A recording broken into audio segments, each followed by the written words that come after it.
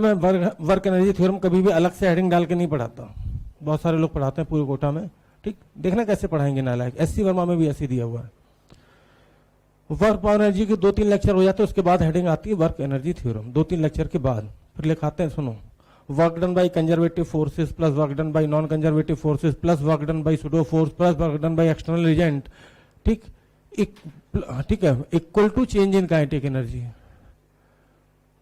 अब आधों को तो बच्चों को ये नहीं पता होता कंजर्वेटिव नॉन कंजर्वेटिव क्या होता है। वहां लिखा हुआ बाकायदा एससीवी में, work done by conservative force field plus work done by non conservative force field plus work done by pseudo force plus work done by friction sorry external force equal to change in kinetic energy. यार एक card मुझे किसी को देना है, इतना तो हमारे गांव वाले भी जानते हैं। चुन्नू को आना, चुन्नू के पापा को भी आना, चुन्नू की अम्मा को भी आना, शांतिलाल को भी आना, इनको भी आना, उनको सबके नाम नहीं लिखे जाते बे, सब परिवार लिख दो। तो सीधा सीधा मैंने सब परिवार लिख दिया। Work done by all forces, work done by equal to change in kinetic energy. जबरदस्ती उसको तुम हाइपर किए पड़े वर्क एनर्जी थ्योरम। आधे लोग तो वर्क एनर्जी थ्योरम के नाम पे कंफ्यूज रहते हैं, नहीं लगा पाते लोग। और वो स्प्रिंग लगा दो, फ्रिक्शन एक्शन डाल दो, तो बिल्कुल ऐसे देखेंगे, हो बाप रे बाप, इतना बड़ा सवाल। Work done by all forces. अब बताओ यहाँ पे 3 लोग हैं, नॉर्मल, एमजी और फ्रिक्शन, लेकिन मैं सिर्फ फ्रिक्शन का वर्क डन क्यों लिख रहा हूँ चेंज इन काइनेटिक एनर्जी में? बाकी सबका क्या है?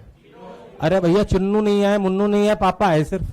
चुन्नू ने खाना नहीं खाया, मुन्नू नहीं खाया, तो पूरे परिवार ने कितना खाना खाया? जितना पापा ने खाया। सिंपल सी बात है, पापा ही है, समझ के।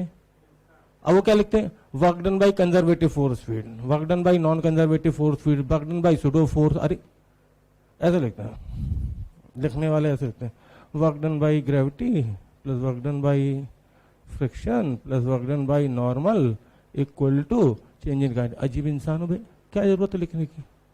फिर कहेंगे ये देखो इसका तो 0 और इसका भी 0, तो बस जो 0 हो तो दिख ही रहा है ना यार, जो 0 हो तो दिख ही रहा है ना, समझ के बात को। हाँ, कोई मुझसे पूछ सकता है कि सर आपने यहाँ पे तो पढ़ाया मुझसे work done by all forces equal to change in kinetic energy, और यहाँ पे आपने सिर्फ लिखा work done by friction equal to change in kinetic energy, तो बाकी 2 का कहाँ गया? तो बाकी 2 का मुन्ना मैंने पहले ही प्रूफ करके रखा हुआ है, क्या है? 0। इन 3 लोगों को मैंने घर में आमंत्रित किया, भाई आओ खाने के लिए। ये भी आए, ये भी आए, ये भी आए, लेकिन इन दोनों को भूख नहीं थी, खाया नहीं। ठीक, पूरे हॉस्टल से ये लोग आए, तो पूरे हॉस्टल ने कितना खाना खाया? जितना इनने खाया, बाकी 2 तो खाए नहीं बेचारे, समझ गए। चलिए उम्मीद करते हैं छोटी मोटी चीजें आपको समझ में आ गई होंगी। अब ध्यान दो, जो अभी स्टेटमेंट मैंने बोला था कि काइनेटिक फ्रिक्शन का वर्क डन क्या पॉजिटिव हो सकता है? हो सकता है। 0 तो मैंने प्रूफ कर दिया, नेगेटिव भी प्रूफ कर दिया। इस ब्लॉक पे बताओ काइनेटिक फ्रिक्शन का वर्क डन कैसा है? नेगेटिव। हाँ या ना? लिख के बाकायदा निकल के आ रहा। ग्राउंड पे इसी काइनेटिक फ्रिक्शन का वर्क डन कितना है? 0।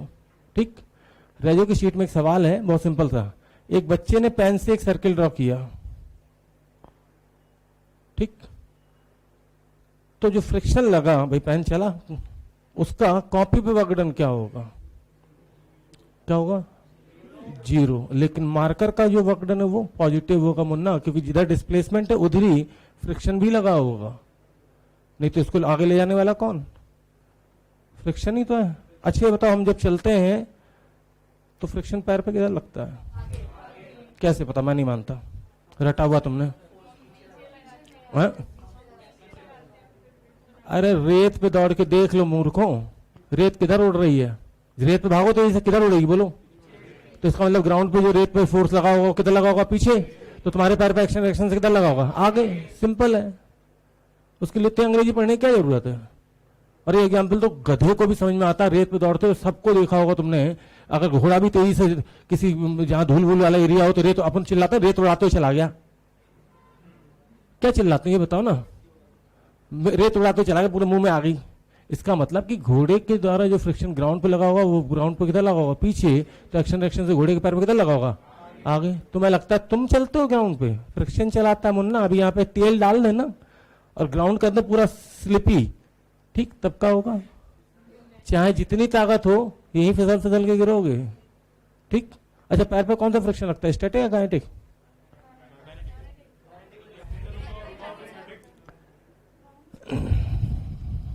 स्टैटिक।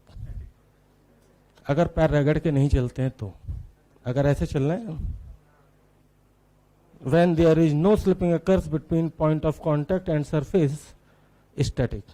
और कुछ लोग जो स्कूल के बच्चे होते हैं छोटे छोटे, स्लाइड्स मारते हैं, जिनके जूते जल्दी घिसते हैं, देखा स्लाइड्स मारते हुए, भाग के आते हैं सू, ठीक। अब कौन सा लगेगा, क्योंकि घिसी। सिंपल था तरीका अपना, समझ गए बात को। आओ यार, कल मैंने डबल ब्लॉक पढ़ाए थे, ज्यादा पुरानी बात है नहीं, तो 1 मिनट सामने देख लो, 1 मिनट सामने देख लो प्लीज, ध्यान दें प्लीज, सामने ध्यान दें। ऊपर लगा दें फोर्स, चलो लगा देते हैं। कितना, ये 10 kg ले लें, पहले सवाल ले लें, अभी 10 kg ले लें, म्यू की वैल्यू 0.5 ले लें, बस मुझे कुछ बता देना। और यहाँ फोर्स लगा देते हैं। चलो मुझे पता स्लाइडिंग 100 पे हुई थी, कितने पे हुई थी, 100 पे, याद करो, और घर जाकर रिवीजन किया होगा तो याद होगा। 100 पे रिलेटिव मोशन स्टार्ट हो गया था। 2 एग्जाम्पल मैंने कराए थे 100 से कम के, 80 और 60 लगाया था, और 2 एग्जाम्पल कराए थे 100 से ज्यादा के, 120 और 180 लगाया था, ठीक। और एक पूछा था कि किस पर रिलेटिव मोशन जस्ट स्टार्ट होगा, उसका आंसर आया था 100 एफ मिनिमम, ठीक।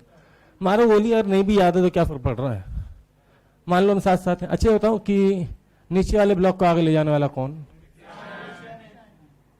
इस पे आगे तो इस पे, ठीक। अब मुझे बताओ कि हम साथ साथ हैं मान लें, तो कॉमन एक्सीलरेशन कितना आएगा, 6, और 10 kg को 6 से ले जाने के लिए कितना चाहिए, 60। औकात कितने की है, सपना टूट गया, और सपना टूट गया तो मैक्सिमम कितना लगेगा, तो नीचे वाले का एक्सीलरेशन कितना आएगा, 5। इतनी बात तो मानते हो। और ऊपर वाले का 7 आएगा। बस मुझे यही देख के बता दो कि नीचे वाले ब्लॉक पे फ्रिक्शन कितना लग रहा है और डिस्प्लेसमेंट किधर है, तो इस फ्रिक्शन का वर्क डन कैसा होगा, कैसा होगा, पॉजिटिव। सही है। हाँ, पूरे सिस्टम पे कभी भी देखोगे, अभी निकालता हूं पूरे सिस्टम पे फ्रिक्शन का वर्क डन, तो हमेशा नेगेटिव आएगा। कैसा आएगा, क्योंकि मैंने हाथ ऐसे घिसे, तो एक हाथ पे फ्रिक्शन आगे लगा हुआ, एक पे पीछे लगा हुआ, तो एक का वर्क डन पॉजिटिव, एक का नेगेटिव। लेकिन घिसने के दौरान हीट प्रोड्यूस हो रही है, और हीट प्रोड्यूस हो रही है तो इसका साफ मतलब है कि एनर्जी लॉस हो रही है। कोई दिक्कत, समझ के बात को। अभी निकाल के दिखा देते हैं ना यार, अभी निकाल दिखा देते हैं, ध्यान दो। इस पे 50 पीछे, ये तो मानते ही हो आप, है ना। मुझे ये बताओ कि ये मानते हो कि प्लैंक काफी बड़ा है, ऊपर वाले ब्लॉक पे अगर मैं पूछूं कि 2 सेकंड में फ्रिक्शन का वर्क डन बताओ, work done by friction on block A in 2 seconds. इसको नॉर्मली लोग मेडिकल में नहीं पढ़ाते, आईआईटी वाईआईटी के रेंज में देखते हैं कि यार बहुत अच्छा सवाल है, आईआईटी वाले सीख सकते हैं। अजीब मूर्ख प्राणी हूं। जब तुम्हें ये पता है फ्रिक्शन कितना लगेगा, तुम्हें एक्सीलरेशन पता है, तुम डिस्प्लेसमेंट नहीं निकाल पाओगे। बोलो भाई, ऊपर वाले का डिस्प्लेसमेंट कितना आएगा, बता दो जल्दी से फटाक से। हाफ ए, टाइम मैंने जानबूझ के 2 सेकंड दिया है, कितना, 14 मीटर। फ्रिक्शन किधर लग रहा, पीछे, डिस्प्लेसमेंट किधर है, आगे। कितना आया, -1475 -700। कोई दिक्कत, मतलब यार ये आईटी है, तुम्हें तो नहीं जानते ये आईटी वाईटी, मतलब बहुत मतलब तरीके से। रेजोनेंस में तो हेडिंग पड़ती है work done by friction, double block problem in work done by friction. अब यहां तक तो कल ही निपटा गए थे अपन। अब इसके बाद एक्सीलरेशन पता है, और कोई कह रहा है कि डिस्प्लेसमेंट निकाल के 4 से मल्टीप्लाई कर दो, और तुम कह रहे हो कि नहीं नहीं बहुत बढ़िया प्रॉब्लम है, तो मैं नहीं मानता, हाफ इट कर दो, सबको आता है। चलो भाई, सेम सवाल, work done by friction on block B. B नीचे वाले को नाम दिया मैंने ना, बता जल्दी से, इन 2 सेकेंड्स।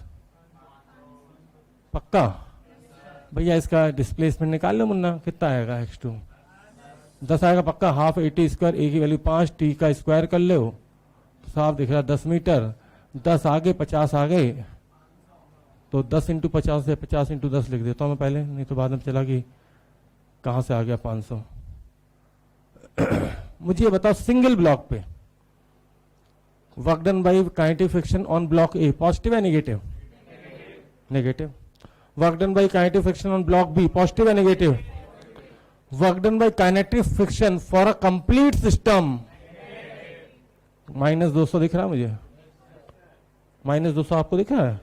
नीचे वाले पे +500, ऊपर वाले -700, तो टोटल कितना? माइनस, ये -200 कहां गया? हीट में। कोई पूछता है ना कई बार हीट डिसिपेटेड ड्यूरिंग 2 सेकंड बता दो, तो हीट डिसिपेटेड ड्यूरिंग 2 सेकंड भैया सिंपल है 200 होगी पूरे सिस्टम की। कोई दिक्कत?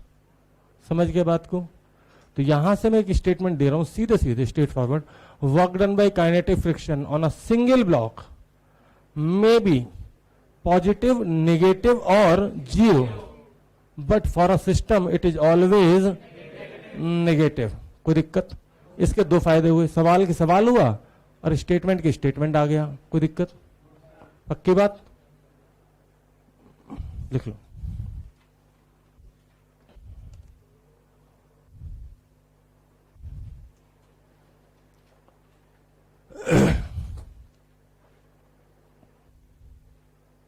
कहीं कठिन नहीं है। डबल ब्लॉक के आपने 12-15 सवाल करा दिए बच्चे को, उसकी वर्क डन निकालना सिखा दो। वही डबल ब्लॉक कराया था, फोर्स निकालना सिखाई दिया था, एस्केलेशन तुम्हारे सामने था। अब हम कोई पूछ रहा है डिस्प्लेसमेंट और बता दो, तो उसमें हाफ ET स्क्वायर लगाने में जा क्या रहा है? पूरे सिस्टम के लिए काइनेटिक फ्रिक्शन का वर्क डन ऑलवेज नेगेटिव होगा, कारण घिसती है भैया, घिसती है तो जलती है, छिलती है, हीट भी डिसिपेटेड होती है। बिल्कुल नहीं तो जो ब्लॉक को तुमने एनर्जी दी वो एनर्जी गई कहां? थोड़ी देर बाद ब्लॉक रुक गया, तो कहां चलेगी भैया? In form of heat dissipation to the surrounding. यार सवाल में थोड़ा सा मैं चेंज ला रहा हूं, क्योंकि मुझे तो स्टैटिक का ही वर्क डन दिखाना है आपको। और अगर मैं 80 कर दूं, 80 तो कॉमन एस्केलेशन कितना? 4, और औकात कितने की है? 50 की ना। तो भैया इसका भी एस्केलेशन 4 और इसका भी 4, और उसमें फ्रिक्शन लगेगा 40। इतना तो सिखाइए ही ना यार, क्या रो रहे हो इतना? अब अगर मैं पूछूं कि भैया 2 सेकंड में डिस्प्लेसमेंट बताए दो, बता दोगे? इसका भी 8 आएगा और इसका भी, पक्का? हाँ। अब यहां से मैं एक स्टेटमेंट दे सकता हूं, अगर इसका मैं वर्क डन निकालूं तो -40 × 8 कितना हुआ? -320 और लड़की 420,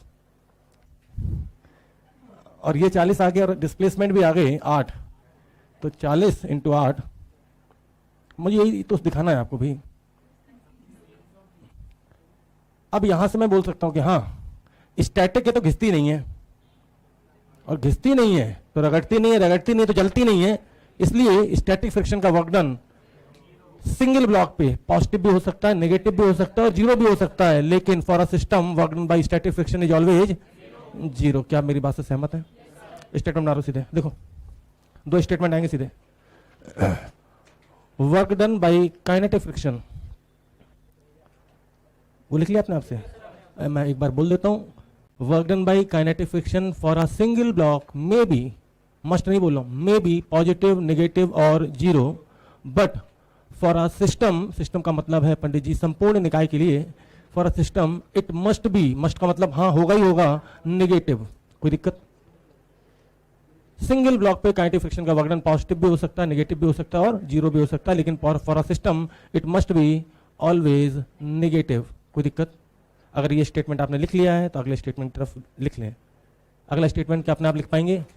स्टैटिक के लिए लिखना, work done by static friction on a single block, work done by static friction on a single block, work done by static friction on a single block may be, work done by static friction on a single block may be, work done by static friction on a single block may be positive, negative और zero, may be positive, negative और zero,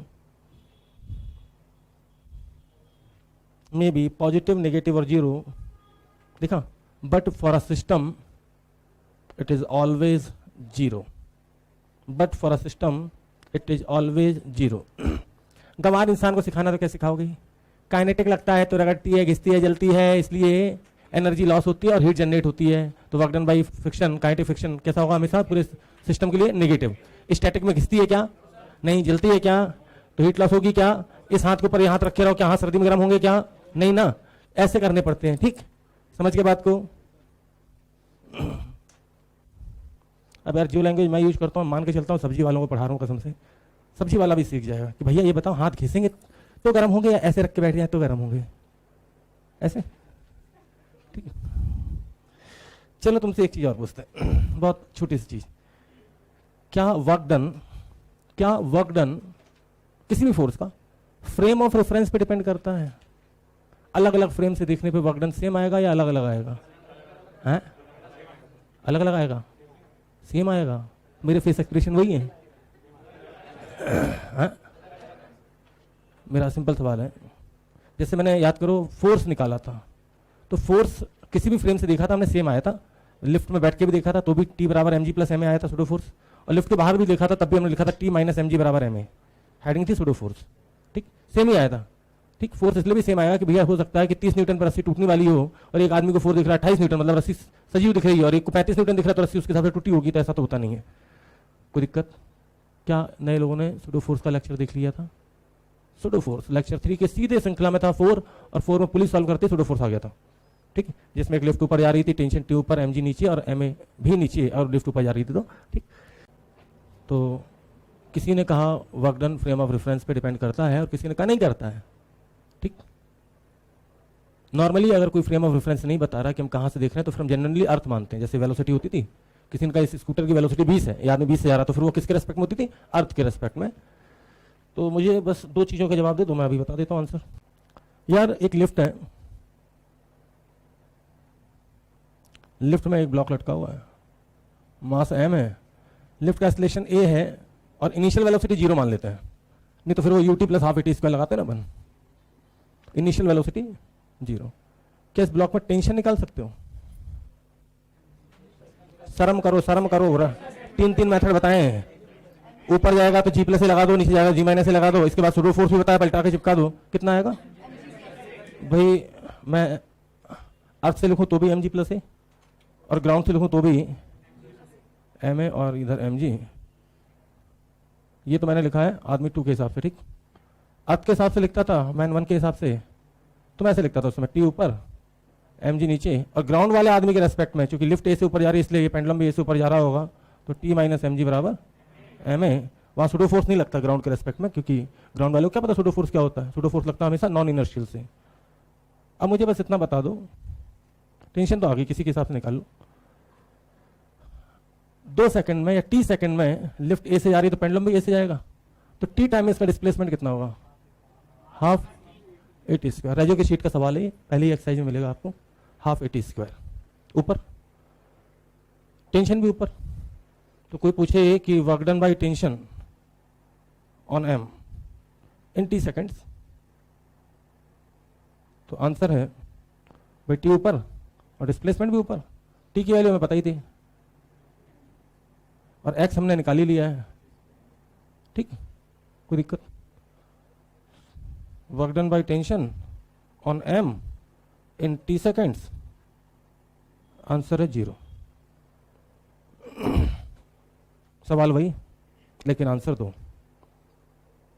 ये अर्थ के हिसाब से बताओ, इस दूसरे आदमी के हिसाब से इस पेंडुलम का डिस्प्लेसमेंट कितना है? अबे मैं यहां खड़ा हूं, पेंडुलम भी मेरे ऊपर ही है, कहां डिस्प्लेस हुआ? दोनों साथ साथ चल रहे हैं। लिफ्ट, क्योंकि आदमी तो दोनों ही है। अब यहां से बड़े प्रेम से मैं प्रूफ कर सकता हूं कि जो वर्क डन है वो फ्रेम ऑफ रेफरेंस पे डिपेंड करता है, क्योंकि डिस्प्लेसमेंट भी फ्रेम ऑफ रेफरेंस पे डिपेंड करता है। ये मार्कर मेरे हाथ में और मैं एक्सयूवी में बैठ गया, मार्कर मेरे हाथ में और जब मैं डाला एक्सयूवी में बैठ गया और गाड़ी चल रही है, तो मेरे रेस्पेक्ट में इस मार्कर का डिस्प्लेसमेंट क्या है? 0। लेकिन जो अर्थ पे खड़ा उसके हिसाब से तो ये मेरे घर पहुंच गया। समझ गया बात को? कोई दिक्कत तो नहीं। दूसरी तरफ वर्क डन बराबर क्या होता है? चेंज इन काइनेटिक एनर्जी, और काइनेटिक एनर्जी किस पे डिपेंड करती है? स्पीड पे, है ना, हाफ mv²। और स्पीड तो खुद ही पूरा चैप्टर रिलेटिव वेलोसिटी, स्पीड का पूरा चैप्टर आप पढ़ चुके हो जिसका नाम था क्या? रिलेटिव। तो काइनेटिक एनर्जी भी भैया बताओ किस पे डिपेंड करेगी? फ्रेम ऑफ रेफरेंस पे डिपेंड करेगी कि नहीं? करेगी। एग्जाम्पल देके दिखाऊं, दोस्त को दिया था, बहरा के गिरा। बताता हूँ कैसे। हम लोग सीधे लोगों में से काउंटिंग नहीं हुई है कभी, मतलब जहाँ पे भी रहे ना बड़े वाले, ठीक, तो दोस्त जा रहा था पैदल पैदल, पता नहीं क्या सोचता हो जा रहा होगा, पीछे से हम दो दोस्त हैं, हमने कहा गुरु चट्टे से इसको रखते हैं भागेंगे। अब हुआ क्या कि भैया हमने कहा ठीक कि मैं थप्पड़ मारूंगा तो बाइक दौड़ाना। मैं ऐसे हाथ ले गया, बस ऐसे टच ही किया था, और भाई ने एक्सीलेटर दे जूम, उसको थप्पड़ पड़ा 80 की स्पीड में। बताओ क्यों, बताओ। और भाई साहब रोड पे औंधे हो गए, धार धार धार धार धार। मैंने कहा मैंने तो कुछ किया नहीं। तो भैया सिंपल सी बात थी, 10 की स्पीड मेरी थी, और जैसे उसने बाइक का एक्सीलेटर ले 50 की, उसके लगी 60-70 की स्पीड से जाकर थप्पड़ पड़ा उसके। ठीक, फॉर एग्जाम्पल तुम ट्रेन से जा रहे हो, ठीक, कुछ मत करो, तुम हाथ निकाल लो बस बाहर, और खंबे से अड़ेगा ना भाई से उड़ जाएगा तुम्हारा हाथ। समझ गए क्यों? समझ गए ना? तो काइनेटिक एनर्जी या स्पीड भैया किस पे डिपेंड करती है? फ्रेम ऑफ रेफरेंस पे डिपेंड करती है। समझ के बात को? ये बिल्कुल नेचुरल एग्जांपल्स हैं जिन्हें आप बड़े आराम से समझ सकते हो। तो यहां पे मैं फिर से एक स्टेटमेंट दे रहा हूं, work done depends on frame of reference, बल्कि मैं तो कहूंगा काइनेटिक एनर्जी लिख दो, work done bye a force and kinetic energy depends on frame of reference. Work done bye a force and kinetic energy depends on frame of reference. Work done by a force and kinetic energy depends on frame of reference. क्या मैं आगे चलूं? अच्छा, वैसे मेरा एक हमेशा मानना रहा है कि कभी भी अगर कोई हमसे वर्क डन पूछे तो एफ डॉट डी एस करने से बेहतर होता है चेंज इन काइनेटिक एनर्जी निकाल लो। ठीक, ज्यादा आसान पड़ता है। ठीक, अब कुछ घटिया चीजें, ये कंसेप्चुअल थी basically. Conceptual in the sense of कि भाई अगर डायरेक्ट स्टेटमेंट पे आ जाएंगे तो आप एक ही सवाल के दो आंसर, अच्छा कुछ ना दिया हो कि कहां से देखना, अर्थ है लेफ्ट है, कुछ नहीं दिया है तो हमेशा रेफरेंस क्या लेते हैं, फिर अर्थ लेते हैं। ठीक, अरे रेजोनेंस की सीट में बच्चे ने क्लेम ठोक दिया, बोले सर आंसर चेंज होगा, कैसे नहीं होगा, आपने नंबर कैसे काट लिए मेरे, बोले इसमें लिखो अर्थ। तब उसको समझाना पड़ा कि बेटा जब कुछ नहीं लिखा होता ना तो मान लिया जाता अर्थ है। बोले जैसे 2 लिखा है, अब इसके आगे प्लस और माइनस कुछ नहीं लिखा तो इसका मतलब ये +2 है, और वो अपनी जगह सही था यार। अब नॉर्मल केस में यार फोर्स दे दिया और डिस्प्लेसमेंट दे दिया, मान लो 3D में डिस्प्लेसमेंट दे दिया तो कैसे करेंगे? फोर्स 3D में सबको पता है, cap J cap K cap. Displacement ऐसे अगर चलेंगे तो एक्स में भी चलेंगे, वाई में भी चलेंगे और जेड में भी चलेंगे। ठीक, 3D में कोई चीज चल रही है, 3D में कोई चीज चली, इसका मतलब एक्स में भी चली होगी, वाई में भी चली होगी और बाहर जेड में भी चली होगी। तो चलो मैं मान लेता हूँ भाई किसी ने फोर्स दे दिया ऐसे करके, इसको भी एडिंग डाल सकते हैं खूब बड़ी सी, work done in 3D form. ठीक, लेकिन वो कुछ है नहीं, I cap J cap K cap है। एफ दे दिया, F X I cap, F Y J cap, F Z K cap. ठीक, कोई डी आर वेक्टर दे दिया, D X I cap, D X मतलब एक्स में जितना चले, D Y J cap, D Z K cap. अब कोई पूछ रहा है यार वर्क डन बता दो, तो हम सबको पता है कि वर्क डन लिखना बहुत आसान है। आई का आई के साथ डॉट प्रोडक्ट होता है, जे का जे के साथ और के का इंटीग्रेशन के लगा देते हैं कि भाई अगर एफ वेरिएबल हो, जैसे एफ एक्स किसी ने दे दिया x² + 2, तो अंदर रख के इंटीग्रेट कर लेना। और अगर कांस्टेंट हो, क्या आपको पता है इंटीग्रेशन अगर कांस्टेंट हो तो कांस्टेंट बाहर आ जाता है, तो F X D X plus F Y D Y plus F Z. अब एक साहब मेरे पास आए, बोले सर मेरे पास ऐसा सवाल है जिसमें वाई और जेड तो है ही नहीं। तो मैंने कहा गधे उसने सिर्फ दिया ही आई क्या एक्स में, वाई और जेड देगा तब तो कुछ लिखेगा, अगर यहाँ 0 लिखा हो तो यहाँ पे भी क्या आ जाएगा, 0 0 आ जाएगा। समझ गए ना बात को? फिर एक साहब मेरे पास आए, बोले सर जी, मैंने कहा क्या है, बोले एफ एक्स कॉन्स्टेंट होता तो, और लिमिट लगा दी x1 से x2 y1 से, भाई देखो वेरिएबल है तो अंदर रख के इंटीग्रेट कर लेना। इंटीग्रेशन ज्यादा बड़ी नहीं आते, x² का x³ का ऐसे इंटीग्रेशन आते हैं, सबको पता होगा। x⁴n का इंटीग्रेशन होता है x⁴n+1 डिवाइडेड बाई n+1। ठीक, तो उसमें ऐसे डरने की जरूरत नहीं है, भूत नहीं है। तो अगर कांस्टेंट हुआ तो, अगर F X F Y F Z क्या है, कांस्टेंट का मतलब समझते हो? जैसे इनकी वैल्यू 2 4 6 हो तो हम सबको पता है कि इंटीग्रेशन में कांस्टेंट बाहर निकाल लेते हैं, और फिर dx का इंटीग्रेशन x हो जाएगा और ये हो जाएगा x2 माइनस x1 डी उसका F Y y2 minus y1, और फिर हो जाएगा एफ जेड। कोई दिक्कत नहीं है। तो चलो इसी पे सवाल हो जाए, फिर क्या देख रहे हो? ठीक, तो भाई ये रहे 3 सवाल बैक टू बैक, बिल्कुल आसान। f बराबर 3x² - 2x + 9, और हम ले जा रहे हैं इसको x बराबर 0 से x बराबर 5। तो क्या बताना है, इसमें से कौन सा भूत निकलेगा ये बताना। ठीक है, 0 से 5 ले जा रहे हैं भैया ना। दूसरा सवाल है 3x² i कैप + 2y, बातें नहीं जे कैप, इसको ले जा रहे हैं 0,0 से 2,3 तक। तो फिर क्या बताना है, वही वर्क डन बाई फोर्स बताना है। तीसरा सवाल कैप बराबर 4i cap plus 1j cap plus 3k cap, और इस बार थोड़ा स्टाइल मार के पोजीशन वेक्टर दिया है R1 3i cap plus 2j cap minus 6k cap, TO2 R2 तक ले जा रहे हैं 14i cap plus 13j cap plus 9k cap. अच्छा बताओ, पहले में इंटीग्रेशन करना पड़ेगा कि नहीं? हाँ करना पड़ेगा कि नहीं? अब एक तो ये बता दो, फोर्स कांस्टेंट है कि वेरिएबल है?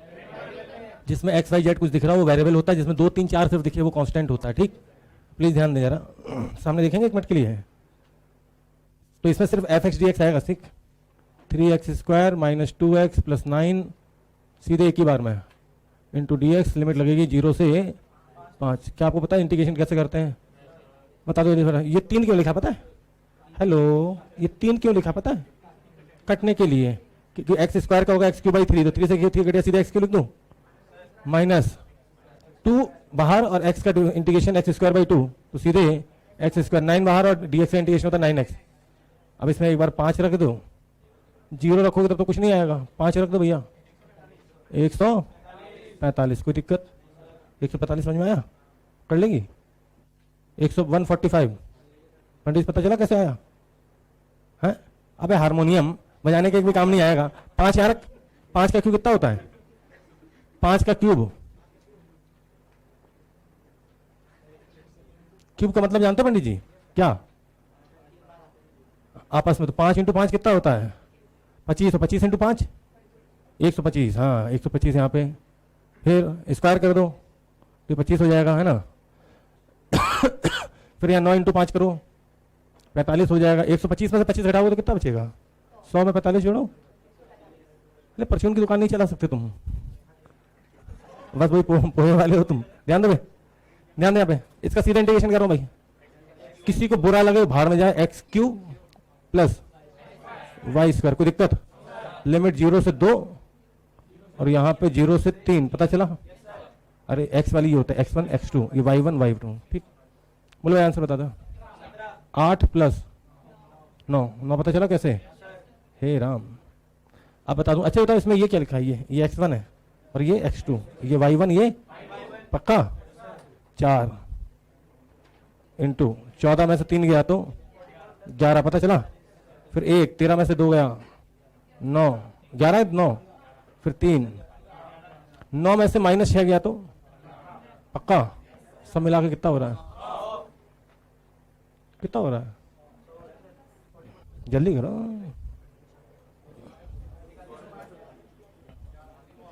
44 में 11 नहीं जोड़ा जाता। ये सोच लो कि 44 11 चौक 44 होता है, 11 जोड़ो भाई, ये तो 55 हो गया।